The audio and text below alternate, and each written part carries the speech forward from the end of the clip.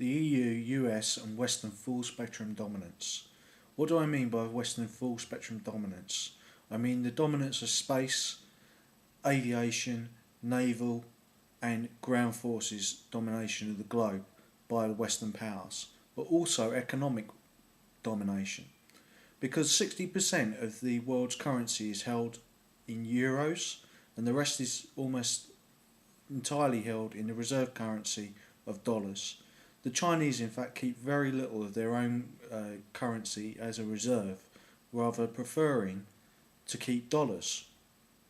This is as do the Japanese, who have $1.4 trillion in their post office system, which could be released onto the market. And of course, the Americans pay them not to do that. And I'm sure a lot of that money will be used for the earthquake. But nobody speaks about the rise of Japan anymore, and nobody speaks about the rise of the Middle East as anything other than a European sphere of influence. The revolutions in the Middle East, I believe, was caused by the Europeans and the United States working together to inspire a democratic revolution through social networks and through their intelligence agencies. As we've seen in Tunisia and Egypt, the Americans pulled the rug, as did the French, pulled the rug from under Ben Ali and also from Mubarak. Will they do the same in Yemen, where the president of Yemen is their bulwark against Al Qaeda? Of course, Yemen is the background and the birthplace of the Bin Laden crime family, although they reside mostly now in Saudi Arabia. But what is certain is that the Al Qaeda is not as great a threat as it was on 9/11, because much of its leadership has been destroyed. This does not mean it is no threat at all, because Bin Laden is still at large, his family is still intact, they still have powerful connections with the ISI, the Pakistani intelligence agency, who have released many of the former captured Al Qaeda operatives. Now, what economic reasons as well as psychological reasons are there to say that the West has full spectrum dominance, or will have by 2050? Well, there are also demographic reasons as well, but let me talk about the psychological reasons.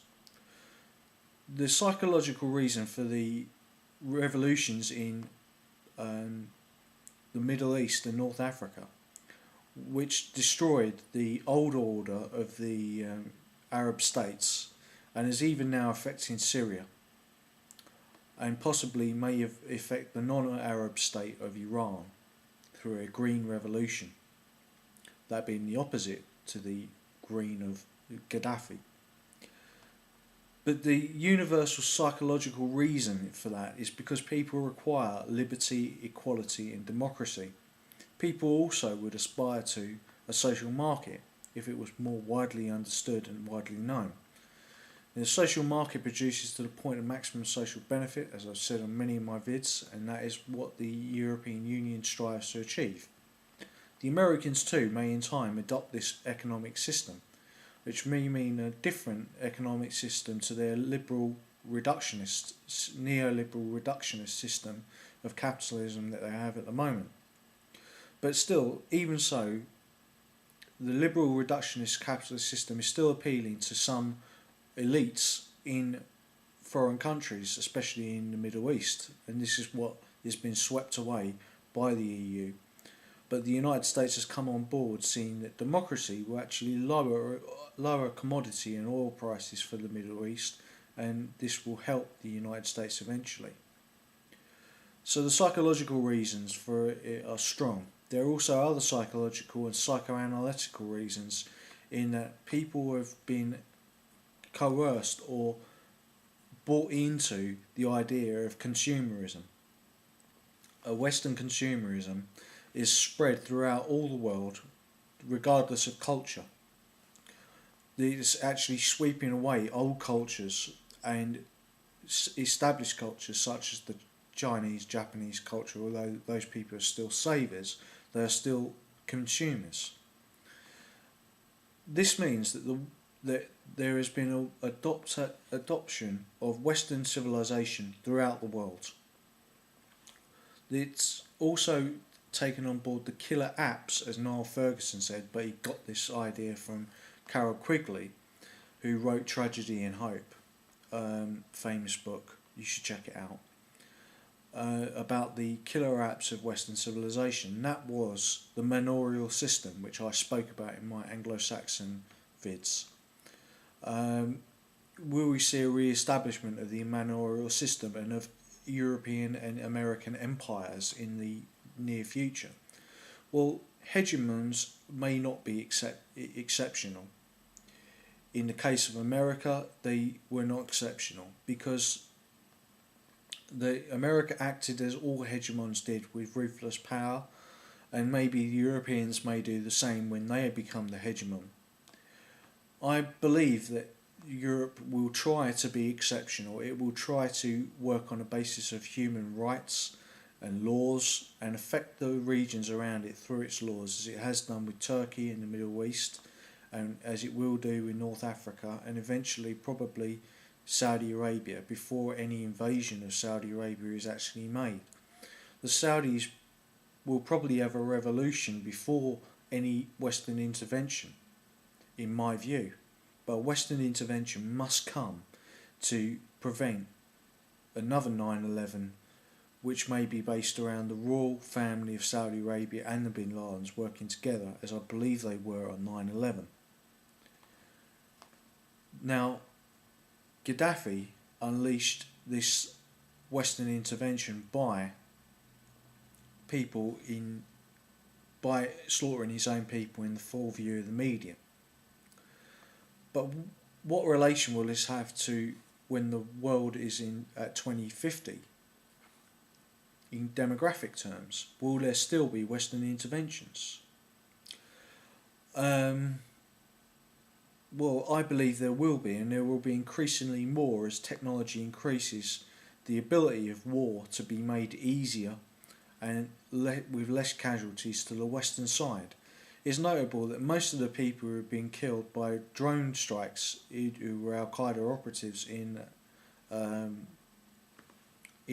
Afghanistan, were done so through drone strikes from people based in the United States.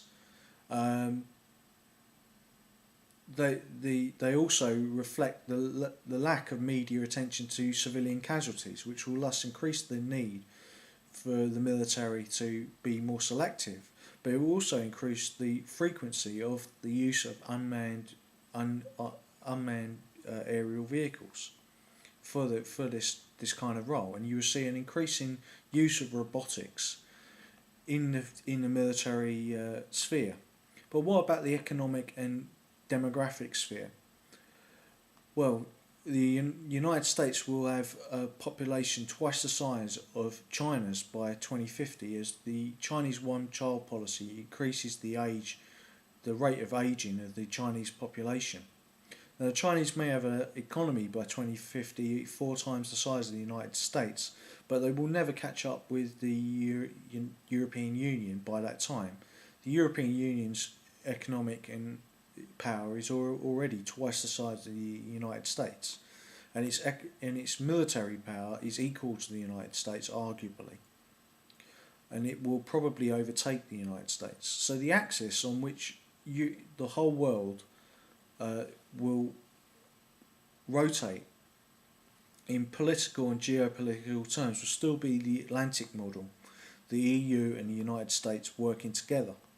As the United States power recedes, they will look for someone, a brother nation, to take up the slack, and that will be Europe with a European army, a Middle East and Middle Eastern Union on its doorstep, a North African Union, as we're already seeing being developed, and Turkey as a gateway to Central Asia and India, and also Iran probably as part of the European sphere of influence. This may also include Russia as a member nation of the EU.